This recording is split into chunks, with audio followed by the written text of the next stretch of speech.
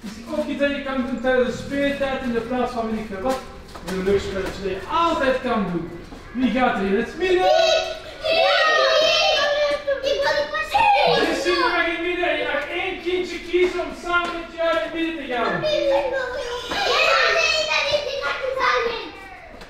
Jullie tegen de muur. En die vindt dat ook niet leuk.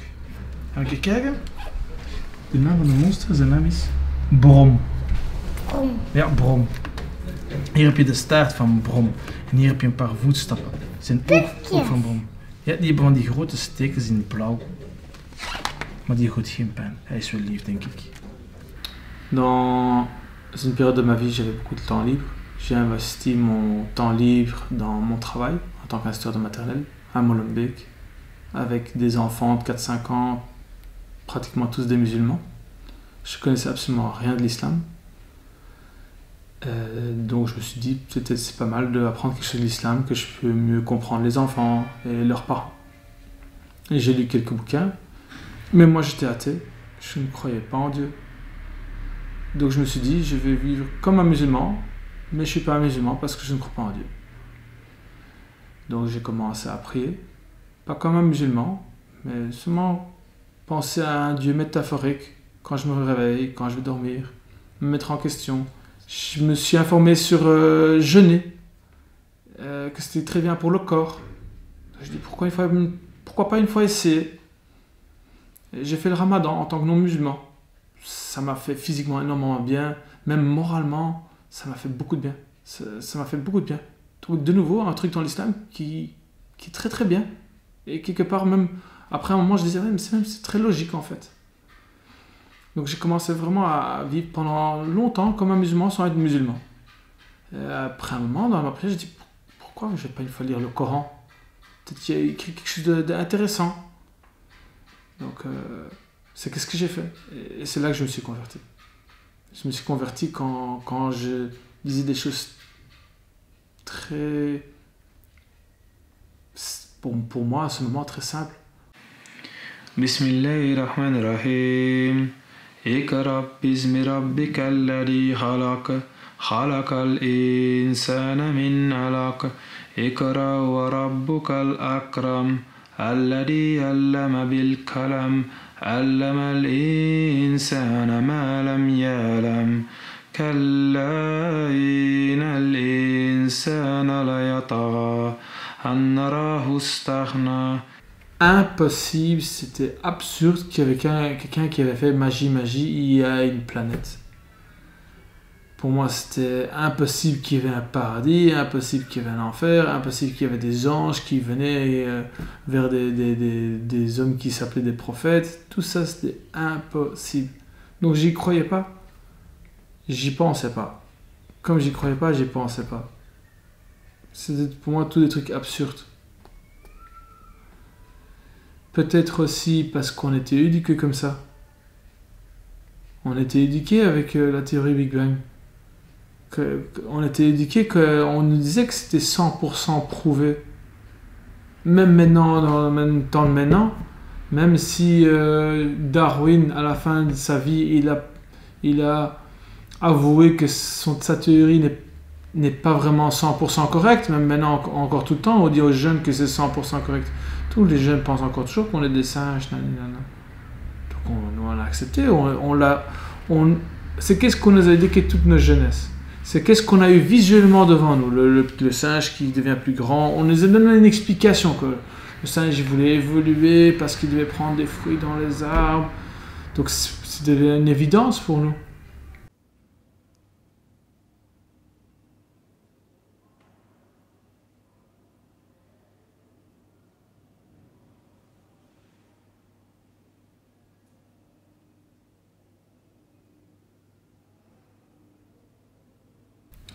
La communauté musulmane est comme la communauté catholique ou n'importe quel groupe de personnes que tu veux évaluer.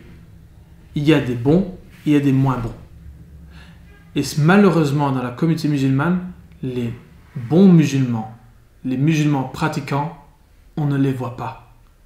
Ils sont à la maison avec leur famille, avec leurs femmes, avec leurs enfants, ou les bonnes musulmanes avec leur mari et leurs enfants, avec leurs parents, leurs frères, leurs sœurs. Ils vont à la mosquée, ils retournent à la maison. Ils vont au travail, ils vont à la maison. Ils font des bonnes actions pour des gens que nous, on ne voit même pas. Des gens âgés, des gens handicapés, des gens qui ont besoin, des besoins spécifiques. Ils vont aider ces gens. C'est des gens qu'on ne voit même pas, les non-musulmans, souvent ne voient pas. Qui on voit, c'est les musulmans pas pratiquants ou moins pratiquants sur la télévision qui font des bêtises, des choses mauvaises, des gens qui sont dans la rue, qui ont perdu le bon chemin pendant une période de leur vie.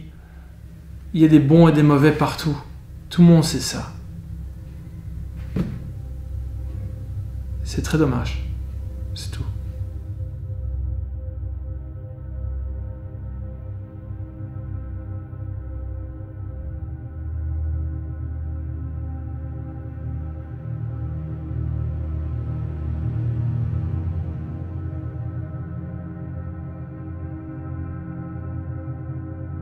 Qu'est-ce qu'un extrémiste? Qu'est-ce que l'extrémisme? Qu'est-ce que l'exagération? Alors d'un point de vue général, quand on parle d'extrémisme, on parle d'une personne qui manifeste ses opinions ou des opinions extrêmes. C'est une personne qui exagère. C'est une personne qui agit avec haine. C'est une personne qui impose. C'est une personne qui ne respecte pas l'autre. Et cela nous rappelle que tout extrémiste n'est pas musulman, Dieu merci, et tout musulman n'est pas extrémiste, Dieu merci. Donc, ici, contrairement à ce que certains veulent faire croire, le terme extrémisme, les extrémistes, ces termes-là ne sont pas liés à une religion particulière ou aux religieux ou à l'islam. De manière générale, c'est des personnes qui exagèrent, c'est des personnes qui agissent avec haine, c'est des personnes qui imposent, c'est des personnes ici qui dépassent des limites. Moi, je me trouve pas un radical, mais je peux comprendre les gens qui me trouvent radical. Mais copain me trouvait radical parce que je me levais pendant la nuit pour prier. Donc j'étais radical. Je jeûne tous les lundis et les jeudis, je suis radical. Pour ma mère qui veut m'aider financièrement, si j'ai des problèmes, mais chaque fois je dis je veux pas de son argent, quand c'est mon anniversaire, on me donne l'argent. Mais moi, qu'est-ce que je fais avec cet argent? Je vais donner aux pauvres. Je suis radical. Après un certain moment que je me suis converti, on m'a même dit que je devais retourner dans mon pays parce que les gens, parce que certains copains, ils trouvaient que j'avais plus ma place ici dans cette société belge parce que j'étais pas comme eux.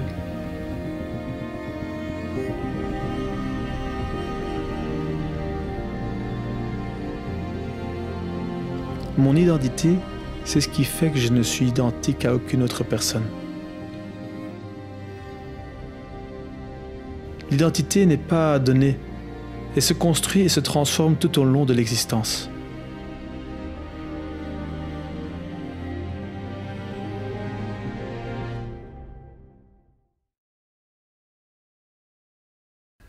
La première fois que j'étais aussi en vacances, ils étaient persuadés que j'étais en Syrie. C'était 100% Syrie. Et ma grand-mère et mes parents, ma mère étaient persuadés que j'étais en Syrie. Quand je leur ai dit que j'étais au Maroc, ils ont dit « Ah oui, il était au Maroc pour aller apprendre à tirer. » Et apprendre tout ce qui tout qu'est-ce que je vais être pour être un bon terroriste. Ça, c'est qu'est-ce que mes parents et ma grand-mère pensaient que je suis allé faire.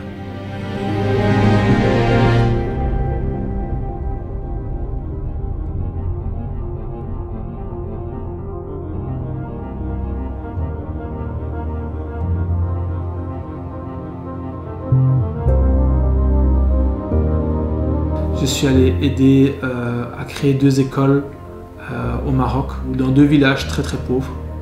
Je leur ai seulement aidé avec ma connaissance. La connaissance que j'ai reçue de Dieu, je leur ai seulement donné ma connaissance.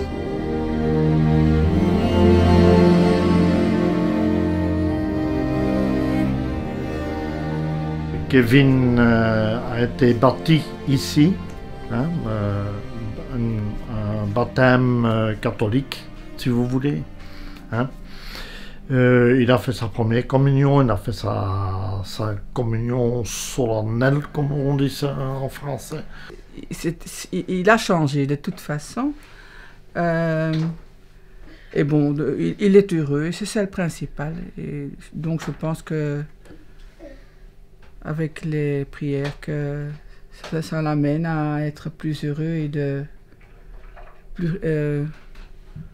être content de soi-même. Et ça, c'est le principal, hein, que les enfants sont heureux.